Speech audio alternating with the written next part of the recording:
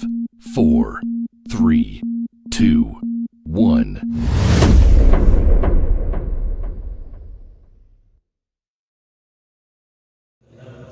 नमस्कार मेरे साथियों, आपका आंसू टेक्निकल क्लासेस में आपका बहुत बहुत स्वागत है। मैं प्रशांत सोनी। आज आपके लिए टेक्निकल के अंतर्गत मैं बहुत ही अच्छा टॉपिक जो कि कंसेप्चुअल रहेगा अपना, जिसका नाम है एसी थ्योरी। एसी थ्योरी के अंतर्गत अपन पढ़ेंगे साइन वेव क्या होती है, और साइन वेव से रिलेटेड जितने भी क्वेश्चंस बनते हैं उनसे रिलेटेड आज अपन सारे के सारे डिस्कशन जरूर करेंगे। और इसके साथ में भी एक नया अनाउंसमेंट जो हमारी कोचिंग संस्था के जो हेड साहब उन्होंने किया है कि कल से आपके लिए मैं टेक्निकल के प्रीवियस पेपर जितने भी हुए हैं अब तक के, तो उनके कुछ क्वेश्चन आपके लिए शाम के टाइम में हम इवनिंग में जो वीडियो अपलोड हुआ करेगी, मैथ के भी और आपके टेक्निकल के भी, दोनों की दोनों वीडियो को अपन साथ में लेके आया करेंगे। तो चलिए सबसे पहले आज अपन बात कर लेते हैं एसी थ्योरी।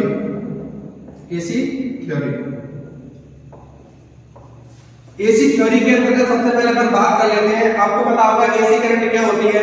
तो एसी करंट वह करंट होती है जिसका मान पल से पल की तरफ बदलता रहता है। जैसे कि मैं इसकी साइकिल बना रहा हूं यहाँ पे,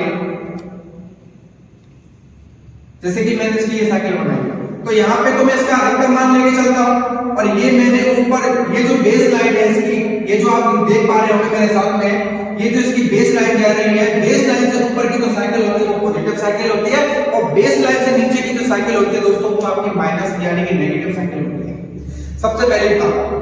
दूसरी बात आपको ये याद रखनी है कि भारतीय आवृत्ति यानी कि इंडियन फ्रीक्वेंसी का जो मान है दोस्तों वो होता है आपका 50 हर्ट्ज। यानी कि मैं ये कहूं कि भारतीय आवृत्ति का मान कितना है, तो आप कहोगे कि सर भारतीय आवृत्ति का मान है 50 हर्ट्ज।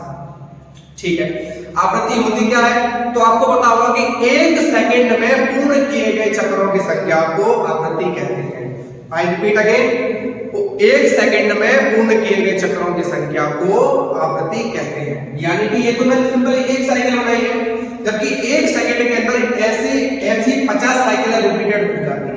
ठीक है, अब आपने ये देखा इसके अंदर 4 कंडीशन थी जो मैं आपको बता रहा हूं। पहली बात तो ये साइकिल का ये ऊपर की तरफ जो होता है ये इसका अधिकतम मान होता है, जिसको मैं सिंपली Vm से डिनोट कर रहा हूं। इसके बाद में ये जो आ गया ये पॉइंट, इसको बोलते हैं अपन 0, यानी कि इस जगह पे इसका मान रहता होता है 180 डिग्री का वैल्यू होता है। यहाँ पे विद्युत धारा यानी कि एसी करंट का मान होता है वो 0 हो जाता है। ठीक है, इसके बाद में नेगेटिव में आते हैं, तो ये साइकिल का 270 का डिग्री का जो वैल्यू होता है यहाँ पे, ये नेगेटिव में इसका अधिकतम मान होता है, जिसको मैं लिख सकता हूँ माइनस का Vm। ठीक है, ये यहाँ पे सिंपली आपका 360 हो जाता है, यानी कि ये दोबारा से 0 हो जाता है। इसके बाद में आपने क्या देखा कि पहले ये जब अपने अधिकतम मान पे गई जो कि 90 डिग्री पे होता है, इसके बाद में 180 डिग्री पे आती है, जो कि 180 डिग्री पे आने के बाद में ये 0 हो जाती है। इसके बाद में 270 डिग्री पे जाती है, जो कि एसी करंट का, एसी साइन वेव का ऋणात्मक पे अधिकतम मान हो जाता है, और फिर सिंपली 360 डिग्री पे आके ये फिर से 0 हो जाती है। ठीक है, एक बार अपन को क्या करना है, आवर्तकाल निकालते हैं। भारतीय आवृत्ति का जो अपन आवर्तकाल निकाल के चलते हैं, यानी कि मैंने आवृत्ति के बारे में भी आपको क्या लिखाया था, क्या बताया था मैंने आपको कि 1 सेकंड में पूर्ण किए गए चक्रों की संख्या को आवृत्ति कहते हैं। लेकिन यहाँ पे तो मैं एक साइकिल की बात कर रहा हूँ। जब मैं एक साइकिल की बात कर रहा हूँ तो मुझे इसका टाइम पीरियड चाहिए। तो टाइम पीरियड क्या होता है, T बराबर 1/f। जब मैं इसको सॉल्व करता हूँ तो 1 के बटे में मैं 50 को रख देता हूँ, पॉइंट लगाया मैंने, 0 बढ़ाई, फिर से 0 बढ़ाई, एक 0 बढ़ाई, इसको मैं इससे काटता हूं तो ये निकल जाता है।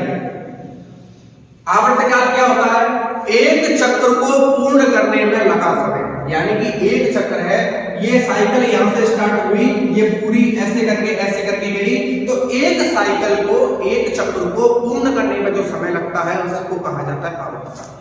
ठीक है, और आवृत्ति क्या होती है, 1 सेकंड में पूर्ण किए गए चक्रों की कुल संख्या को आवृत्ति कहते हैं। दोनों ही बातों को मैं लिख देता हूं एक बार, जिससे कि आपको मेमोराइज रही हो चीजें। जैसे कि मैं यहां पे लिख देता हूं आवृत्ति। आवृत्ति कहते हैं 1 सेकंड में पूर्ण किए गए चक्र। अभी कुछ टाइम पहले ये मैं अभी सीबीआई केस धौलपुर में ये टॉपिक पढ़ा के आया था मैं, तो मुझे इसके रिगार्डिंग मुझे पता है कि जो आईएफसीएल की जो परीक्षा हुई आपकी 6 तारीख को गुजरात में, उसमें 3 क्वेश्चन थे, इस टॉपिक को मैं लेके आया था आपके बीच में। तो 1 सेकंड में पूर्ण किए गए चक्र, चक्रों की संख्या। और आवर्तकाल क्या होता है? आवर्तकाल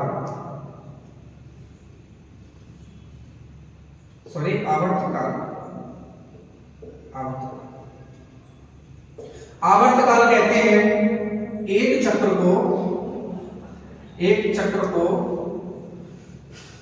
पूर्ण करने में लगा समय।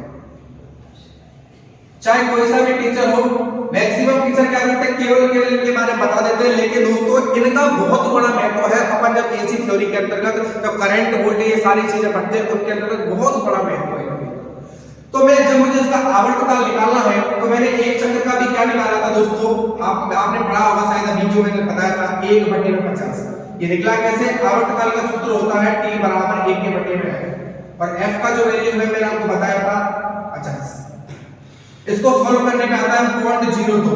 अगर मैं इसको मिली में चेंज करता हूं तो मिली के अंतर्गत निकलता है इसका 20 मिली सेकंड। ये 20 मिली सेकंड निकल के आता है। जब ये 20 मिली सेकंड निकल के आता है दोस्तों, तो देखना कितना, इससे एक जादू बताता हूं मैं आपको।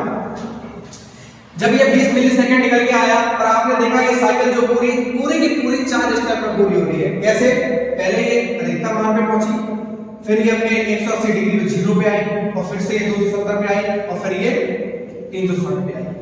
यानी कि आपने देखा कि ये पूरी साइकिल है जो कि 4 स्टेप में जा रही है। पहले अपने अधिकतम मान पे गई क्योंकि इसका पॉजिटिव है, फिर से 0 पे आई, फिर से 0 पे आई, और फिर से ये आपका माइनस में अधिकतम मान पे गई, फिर इसके बाद में 360 यानी कि फिर से 0 हो गई। ध्यान रखना दोस्तों। इसके बाद में आपने क्या किया कि 20 आपके सामने निकल के आया, और 20 को अपन क्या करेंगे, 20 मिली सेकंड को अपन 4 टुकड़ों में डिवाइड करेंगे, यानी कि 5।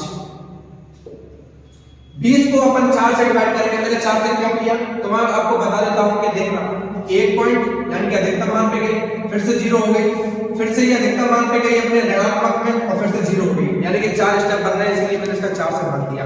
तो सिंपली क्या होगा, पहले 5 सेकंड में ये क्या करेगी, पहले 5 मिली सेकंड में क्या करेगी, अपने अधिकतम मान पे जाएगी। तो यही आपका IOCL जो कि टेक्निकल अटेंडेंट गुजरात का पेपर हुआ है, उसमें ये पूछा था कि AC current, AC sine wave जो अपने अधिकतम मान पे धनात्मक में अपने अधिकतम मान पे जाती है तो कितने सेकंड में जाती है। तो उसमें ये क्वेश्चन था, इसलिए मैं इस टॉपिक को लेके आया।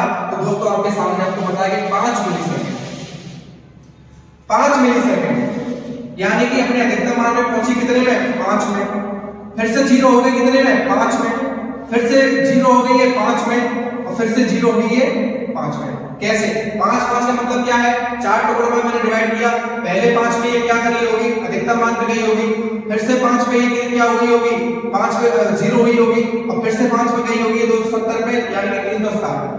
अब देखो 5 पे तो ये 0, 5 पे तो अपने अधिकतम मान पे गई, 5 और 5 10, यानी कि 10 मिली सेकंड में क्या हुआ, ये अपने 0 हो गई। फिर से 5 को अगर मैं जोड़ूंगा तो यानी कि 15 मिली सेकंड के अंदर, 15 मिली सेकंड के अंदर अपने ये ऋणात्मक में जो इसका अधिकतम मान होता है उस पर चली जाती है, और फिर से 360 डिग्री पे आके ये पूर्ण हो जाती है, यानी कि फिर से 0 हो जाती है। तो यानी कि एक साइकिल को पूर्ण करने के लिए 20 मिली सेकंड का टाइम चाहिए होता है इसको, और जिसके अंतर्गत आपको पता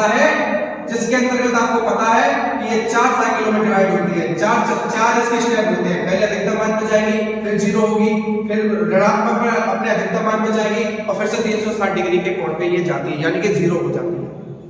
एक बात ये आपको पता है कि एक चक्र को पूर्ण करने में लगा समय आवर्तकाल होता है, और आपने ये भी पढ़ा होगा कि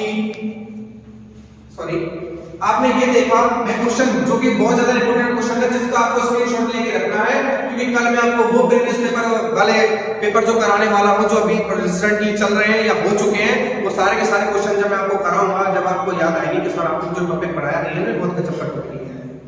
देखना कैसे, आपने देखा 0 कितनी बार हो रही है, तो दोस्तों देखना ये 180 पे 0 हुई, और ये 360 डिग्री हुई। अब मैं आपको क्वेश्चन बता देता हूं, जैसे प्रीवियस पेपर में जो क्वेश्चन पुट अप हुए थे, तो मैं देख रहा हूं कि एक साइकिल के अंदर यानी कि एक चक्र के अंदर 2 बार 0 हो रही है। तो मैं लिख देता हूं एक चक्र में 2 बार शून्य।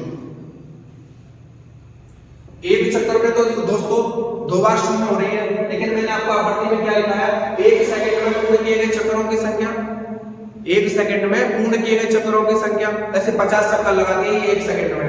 ये जो आवृत्ति है बहुत आवारा है, घर में टिकती नहीं है, 50 बार चक्कर लगा देती है, 50 बार घूम फिर के आ जाती है, एक जगह स्थिर नहीं रहती है। तो जब एक चक्कर में 2 बार शून्य हो रही है तो इसके 50 चक्कर हो गए, यानी कि इसके 50 चक्कर हो गए 1 सेकंड के अंदर। आवृत्ति के अकॉर्डिंग इसके 50 चक्कर हो जाते हैं, पर एक चक्कर में 2 बार है तो 50 चक्करों में 100 हो गए कि नहीं हो गए। तो इसीलिए 50 चक्कर में 100 बार शून्य, 100 बार शून्य। और क्वेश्चन ये था दोस्तों 2018 में क्वेश्चन आया हुआ है कि भारतीय आवृत्ति